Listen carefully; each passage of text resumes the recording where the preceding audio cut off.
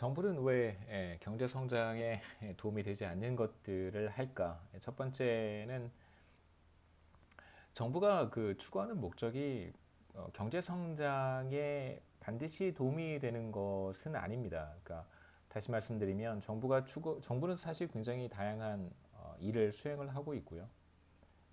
뭐 어떤 일들은 사실 경제 성장이 애초의 목적이 아닌 경우도 있겠죠. 예를 들면 국방, 문화, 예술, 뭐 해외 원조 이런 다양한 분야에 재원을 투입해야 되고요.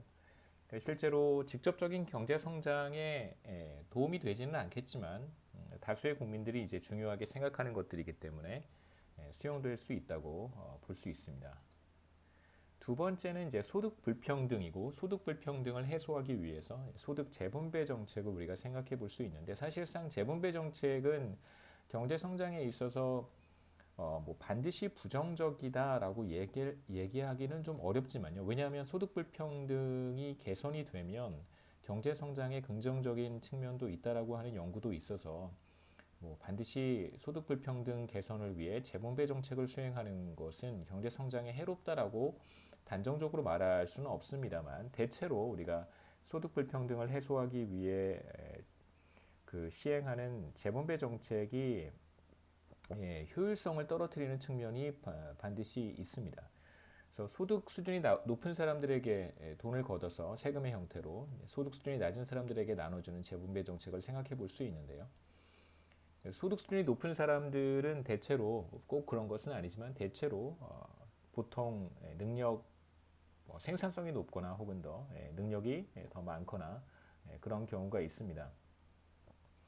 그래서 만약에 그렇다고 한다면 생산성이 높은 사람들 혹은 이제 more able한 사람들에게서 생산 소득을 세금의 형태로 걷어서, 소득의 일부를 세금의 형태로 걷어서 이제 소득 수준이 낮은 사람들에게 재분배 정책의 형태로 나누어 준다고 한다면, 그렇다면 이제 효율성을 떨어뜨리게 되고 경제 성장에 부정적인 영향을 미칠 수 있습니다. 그 이유는 무엇이냐면, 생산성이 높은 사람들 혹은 뭐 more able한 사람들에게 조세 부담이 가중된다면 당연히 이제 근로에 대한 인센티브가 떨어질 수 있고요. 경제 활동이 저해되기 때문에 경제 전체의 총 생산이 떨어지는 그런 문제가 생길 수 있는 것이죠.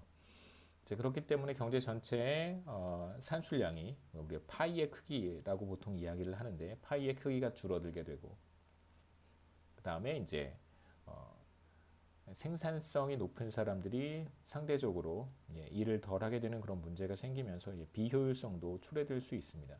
물론 제가 이제 두 번째 소득 불평등과 관련해서 말씀드렸던 것 중에 하나가, 소득 불평등이 개선이 되면 경제 성장에 긍정적인 측면이 있다라고 하는 연구들의 대표적인 근거는 보통 인적 자본 축적에서 찾고요.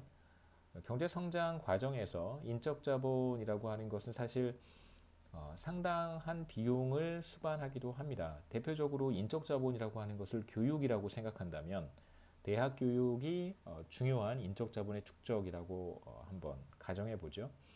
대학 교육을 받기 위해서는 상당한 투자 행위가 수반되어야 됩니다. 우리나라도 대학 교육 비용이 사실 낮은 편은 아니라고 보죠, 그렇죠? 대학 교육이 사실 낮은 교육 비용이 낮다고 보기는 어렵습니다만, 실제로 대학 교육에 상당히 많은 비용이 수반이 되는데, 만일 대학 교육 비용을 지불할 수 있는 충분한 소득이 없는 경우에, 그렇다면 이제 대학 교육에 투자를 할 수 없게 될 것이고, 대학 교육이 어떤 측면에서 이제 중요하다고 볼 수 있냐면요. 그러니까 인적 자본이라고 하는 것은 자기 자신에게, 우리가 인적 자본 휴먼 캐피탈 챕터에서 이야기를 했었지만, 자기 자신에게 이제 축적되는 자본의 형태라고 할 수 있습니다.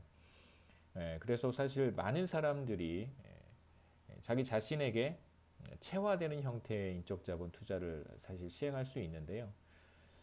소득 수준이 상대적으로 낮은 사람들은 인적 자본 축적의 기회를 얻지 못하게 된다면, 사실 뭐 당연히 피지컬 캐피탈에 대한 투자도 사실 쉽지 않겠죠. 그래서 소득의 기회를 그 소득을 창출할 수 있는 그런 기회를 이제 예, 많이 얻지 못하게 되는 그런 문제가 생길 수 있습니다.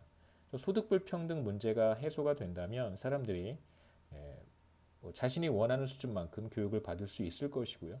그렇게 교육을 받게 되면 이제 교육에 따른 리턴을 소득으로 얻을 수 있기 때문에 그 이후에 이제 경제가 성장한다든가 경제 성장 과정에서 교육에 따른 리턴을 많은 사람들이 얻을 수 있는 그런 긍정적인 측면이 있겠죠.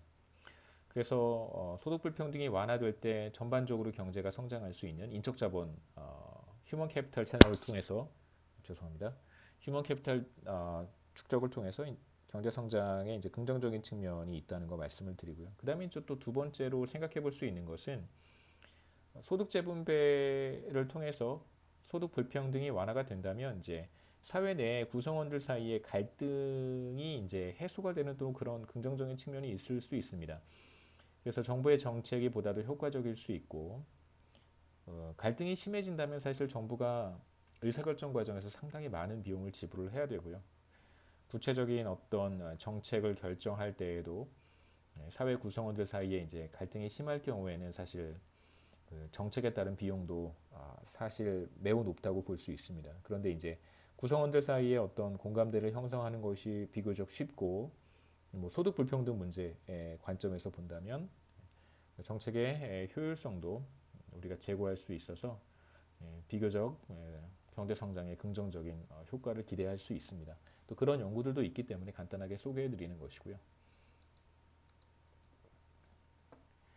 그 다음에 이제 우리가 한번 생각해 볼 만한 것은 커럽션과 클랩토크러시라고 하는 것인데요. 정부의 부패.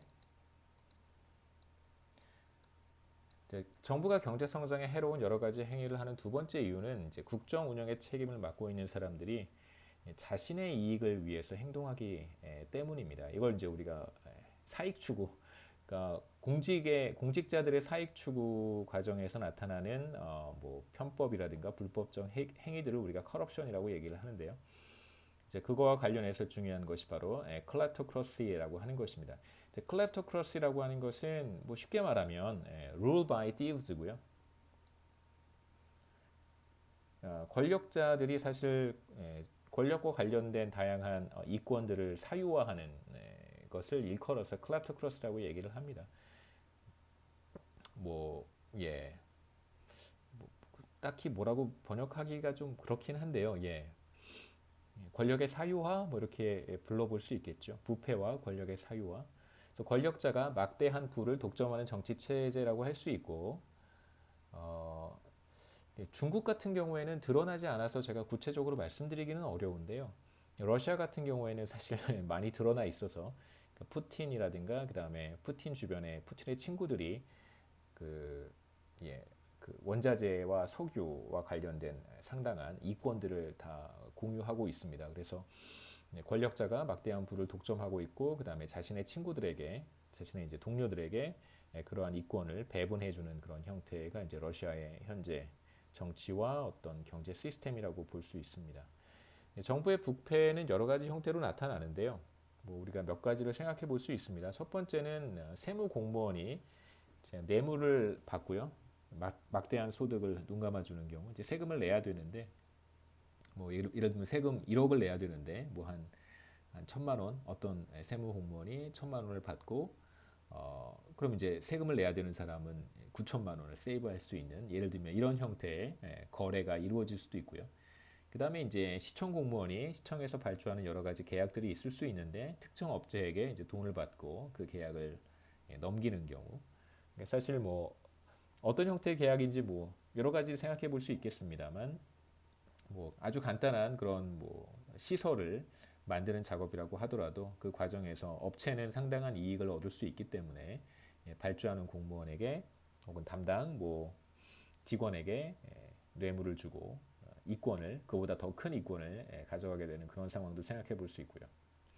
그다음에 대통령이 막대한 이윤을 얻을 수 있는 사업 허가권이라든가 이제 독점권을 자신의 가족이라든가 측근에게 넘기는 경우도 한번 생각해 볼 수 있습니다.